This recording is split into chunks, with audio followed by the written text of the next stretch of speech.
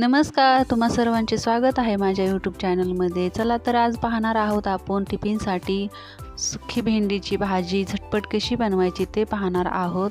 अगदी टेस्टी भाजी बनवलेली आहे। तर चला आपण रेसिपीला सुरुवात करूयात। इथे घेतलेले आहेत मी साधारणतः 250 ग्राम भेंडी घेतलेल्या आहेत।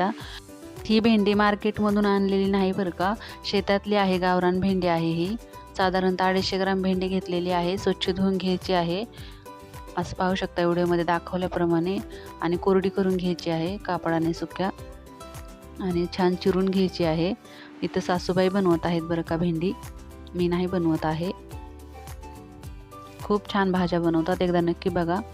आणि तुमच्या इकडे कशी भेंडी करतात ते सुद्धा कमेंट करून सांगा। अशी भेंडी तुम्ही कधी ट्राय केलेली आहे का? पाहू शकता छान इथे भेंडी चिरून घेतलेली आहे, आणि इथे घेतलेल्या आहे 10-12 हिरव्या मिरच्या आहेत। तुम्ही तुमच्या आवडीनुसार तिखट घेऊ शकता। आणि 5 ते 6 लसणाच्या पाकळ्या घेतलेल्या आहेत। छान खलबत्त्यामध्ये बारीक करून घ्यायचं आहे। पाहू शकता छान बारीक झालेलं आहे। थोडंसं मीठ टाकायचं, मीठ टाकल्यामुळे लगेच बारीक होतं।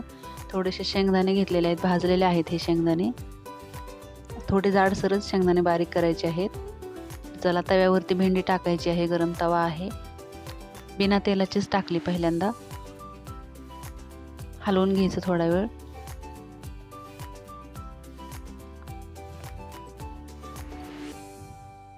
आणि आता थोडंसं तेल टाकायचं आहे, एकदाच तेल नाही टाकलेलं, इथं थोडं थोडं करून तेल टाकायचं आहे। छान भेंडी पहिले अशी परतून घ्यायची आहे।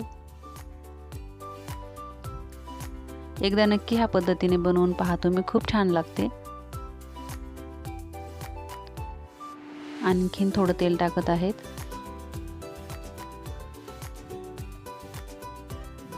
पाहू शकता थोडीशी भेंडी छान परतून झाली।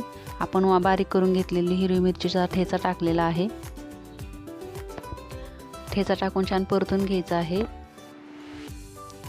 तर आपण हिरव्या मिरचीचा ठेचा बनवताना पण मीठ टाकलेलं आहे। आता मीठ अंदाजानेच टाका, चवीनुसार।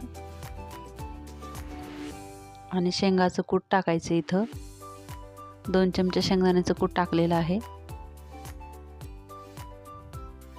काय मस्त भेंडी लागते, एकदा नक्की ट्राय करा। चवीनुसार मीठ टाकत आहेत।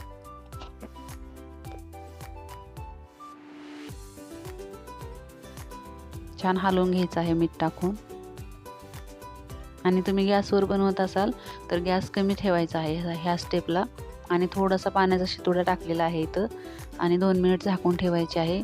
इथं मी जाळ नाही लावलेला चुलीला, आरावरतीच ठेवलेले आहे। पाहू शकता 2 मिनिटानंतर